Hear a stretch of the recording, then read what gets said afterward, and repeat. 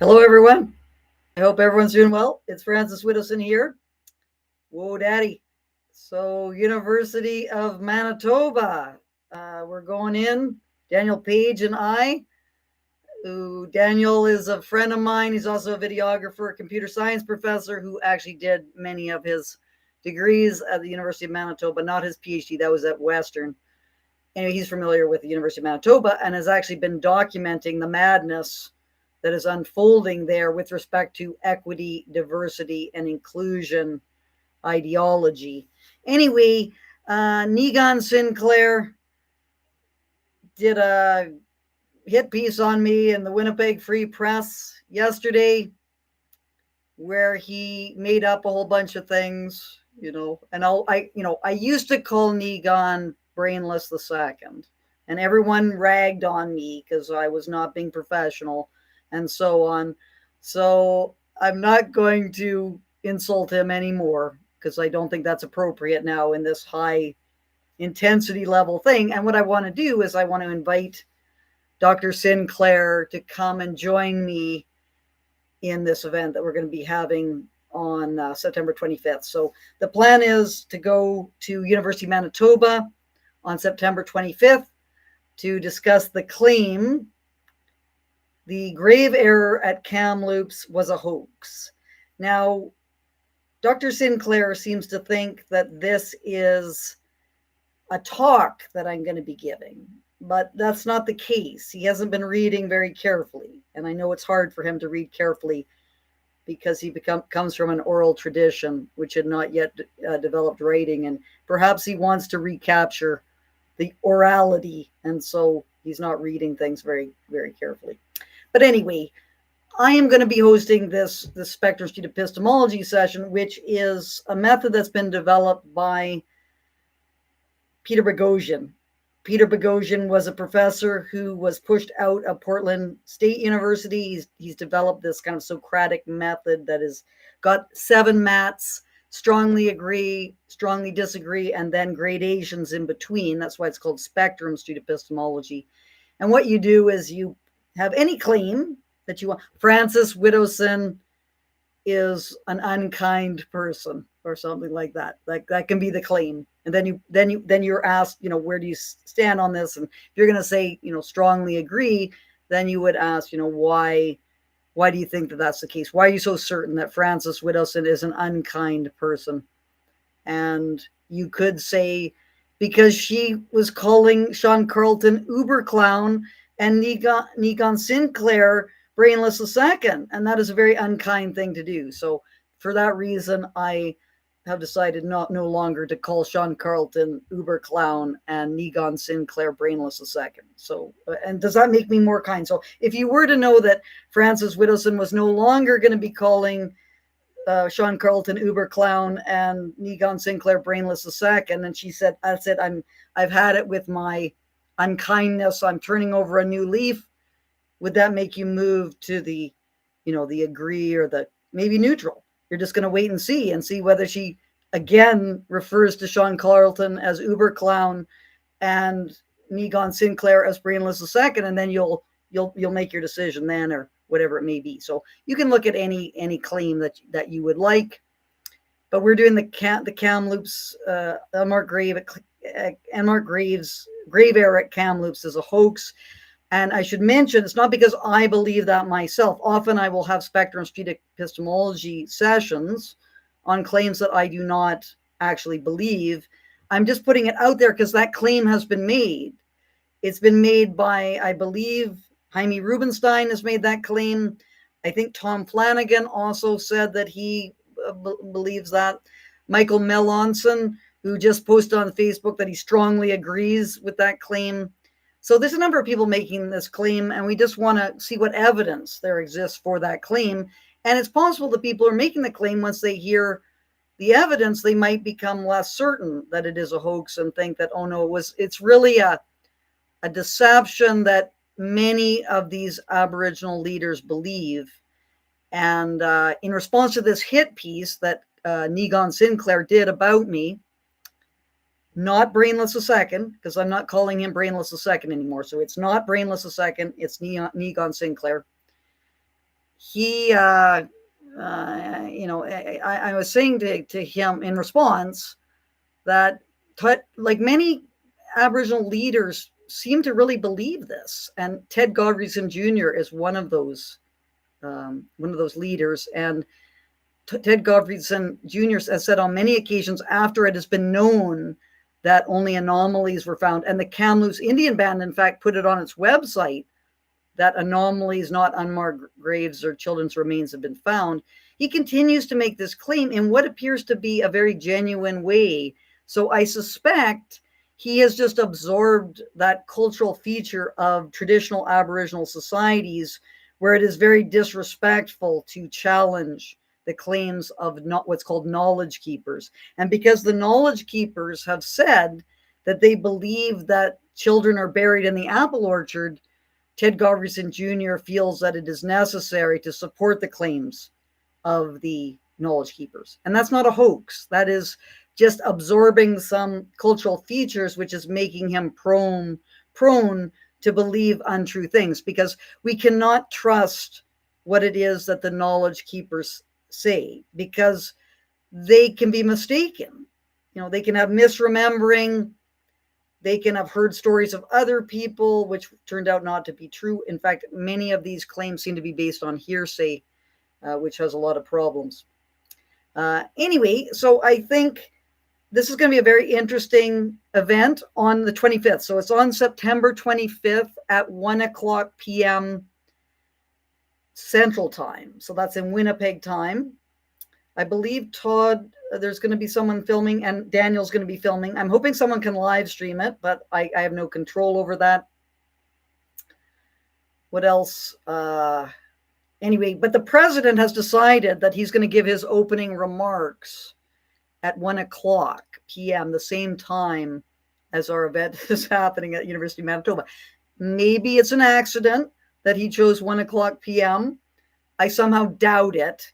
And he's trying to divert people away from the event that we're holding because he's slightly fearful that something untoward could happen. And I'm not. People keep on being concerned for my safety after the murder of Charlie Kirk. And I keep on saying to people, this is Canada. Right? Canada doesn't seem to have the same level of, shootings and everything that the United States does. However, there could be some people being really nasty, saying some nasty things. It could be a similar thing to the University of Lethbridge situation, which was in February 2023, where people shouted me down and so on. But I got my sound system. Getting it fired up right now. So I'm going to give them a good bang for their buck. And I'm not afraid. I am not afraid of these people at all, right? They are pathetic. They have no intellectual heft at all to what they're doing. And anyway, they're just going to blow off some steam, and that's fine. This is what we want to do. Even if they're blowing off steam, it's better than no event happening at all. And that was likely to occur if I had to rely on University of Manitoba, because I tried to book 2 talks with a professor there, and they told me that they would need months to get together a security detail, and they were going to charge the Society for Academic Freedom and Scholarship between $2,000 and $5,000 to contribute to $20,000 they're going to spend on security costs. And I've been to this. This is not my first rodeo. I did this at Wilfrid Laurier, where I got Lindsay Shepherd to raise $5,000. The whole place looked like Fort Knox. And then we had a bunch of idiots with a sign, ironically saying, Marxist marching against, hate mongers or something like that. So it was all stupid, and it cost a lot of money, and I'm not doing this anymore. University of Manitoba, it's up to you to produce your own security detail. You have created this situation. So you have people like Niigaan Sinclair, not Brainless II. I'm not calling him Brainless II anymore. And Sean Carlton, not calling him Uber Clown anymore. We have these 2 scholar activists who are an absolute embarrassment to academic institutions, running amok, making all sorts of false claims, acting in a completely despicable fashion. And now you've got this terrible situation where Aboriginal people have been encouraged to rise up against me when they don't even know what I'm talking about. And if you want to know what I'm talking about, watch the podcast with Aaron Pete. I did this great podcast with Aaron Pete. Aaron Pete is a wonderful man. He's probably taken huge amounts of heat for this, but he sat down with me and we discussed the claims about Kamloops in a completely congenial and open fashion, where we examined evidence and we tried to understand why he thought the things that he did and why I thought the things that I did. So that's the kind of thing that's got to go on, not this stupidity from Sean Carlton, not Uber Clown, Sean Carlton and Niigaan Sinclair, not Brainless II. It is Niigaan Sinclair, because we want to be kind, we want to be respectful, we want to be professional. Okay, that's the whole thing here. So I'm giving up on my previous kind of feisty kinds of actions with respect to this. And you can't really blame me, because for people who don't know what Niigaan Sinclair did, he openly celebrated my termination from Mount Royal University, as did Sean Carlton. So they are not acting appropriately, even if, sort of sanctions and so on happen to Sean Carlton for all the crazy things that he's been doing. I wouldn't celebrate that, because I would realize that it was a serious problem in the institution that has encouraged him to be the way that he is. And we have to change the institutions. That's why I'm doing this. I'm going into these universities to change the culture of these institutions, to say we have to be able to discuss contentious claims. If you aren't able to do that, you will see what happens in the United States, where you have people being murdered for just making claims on a university campus. And that's because everyone is so riled up. Everyone is demonizing everyone else. Everyone is making claims such as, words are violence and all this stuff. And if you say words are violence, that's when you get actual physical violence that is going to be happening. So that's what's happening at University of Manitoba, which is the big event, 1:00 Central, next to the Sacred Fire, this nonsensical thing that the Truth and Reconciliation Center has put there with a turtle statue and a sacred fire. That's not academic. That's nonsense. Cut it out. Restore yourself to an academic institution.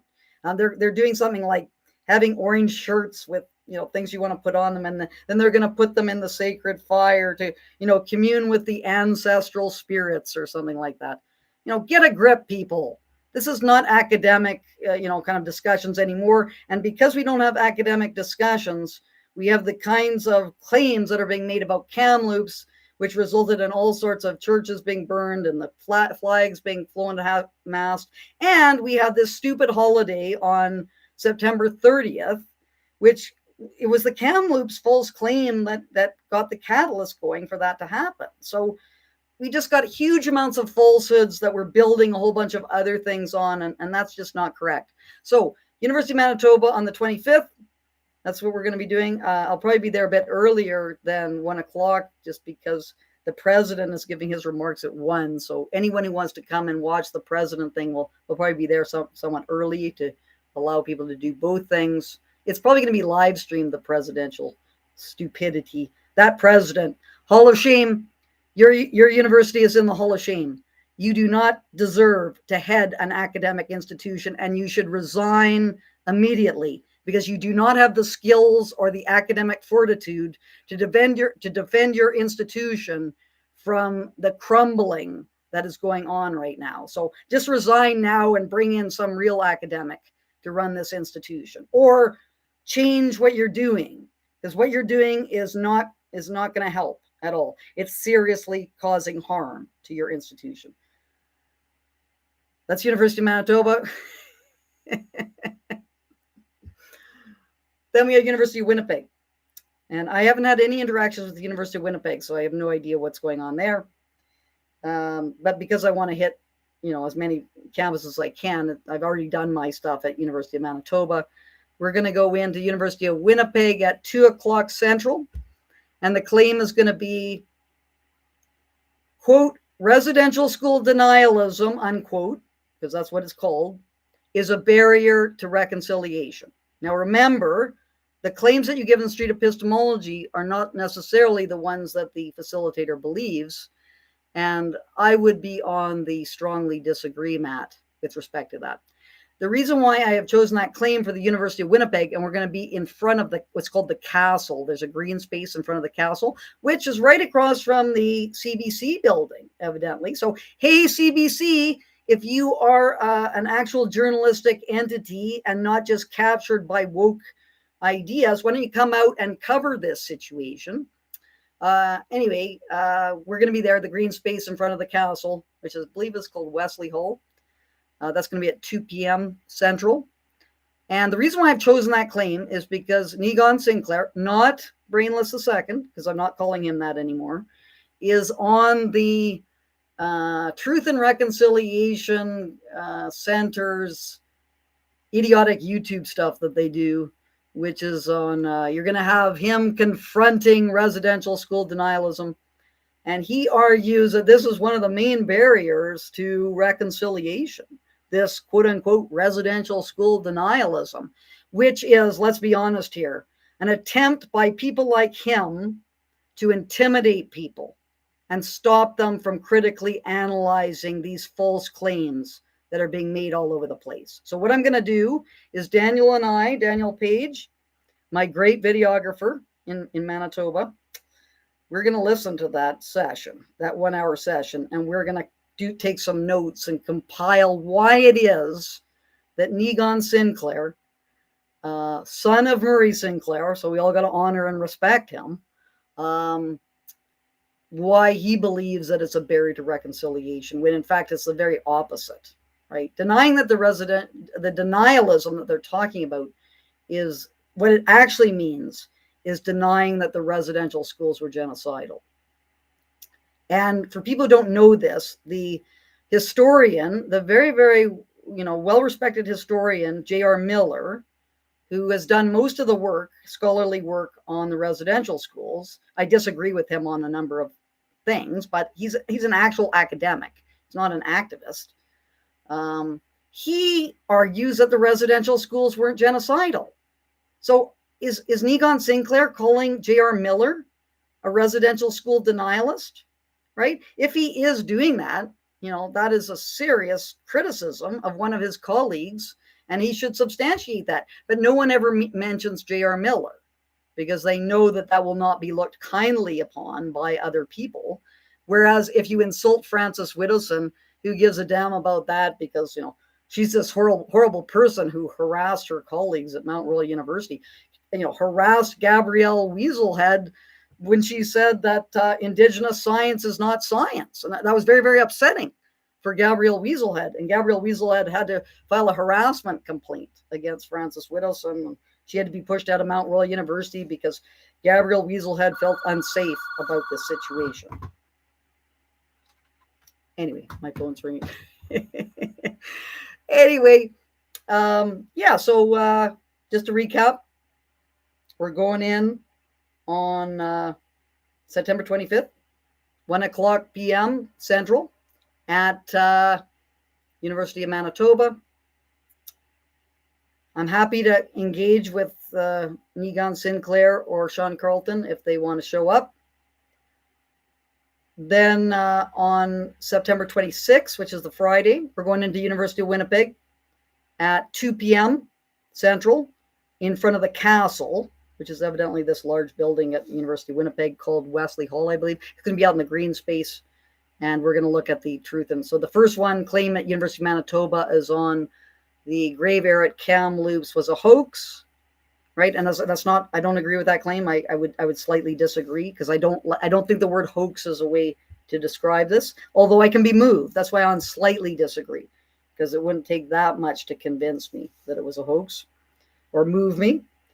And then we have the second one at University of Winnipeg on the 26th, and that is going to be on residential school denialism is a barrier to reconciliation, because Niigaan Sinclair is making that argument at this event, and I would like to have an opportunity to have people counter that or support him or whatever. So bring it on. I'm going in, and it's shame on University of Manitoba. You are part of the Hall of Shame, and I will hold you to account. You could have just booked a talk, done things normally, but because you're so captured by all these activists at your institution, you can't operate properly anymore. And it's people like me. You've got to go in there and try to restore the academic character. Me and Daniel Page and whoever wants to join us.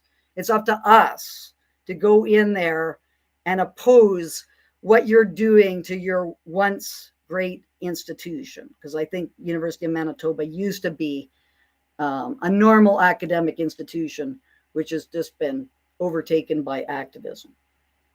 Anyway, hope to see you either at University of Manitoba on September 25th or University of Winnipeg, September 26th. And I think it's going to be some great events. And all we need are these presidents to step up.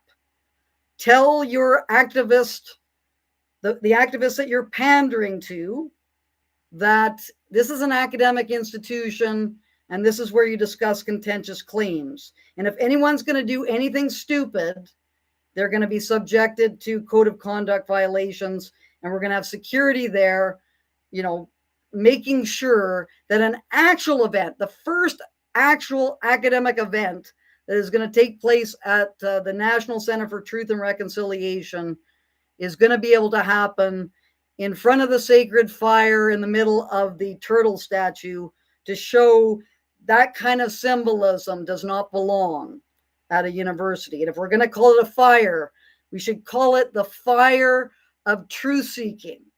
That's what I want that fire to be now, not the fire of stupid kind of spiritual stuff, which just acts to keep Aboriginal people dependent and isolated and unable to function properly in the modern world.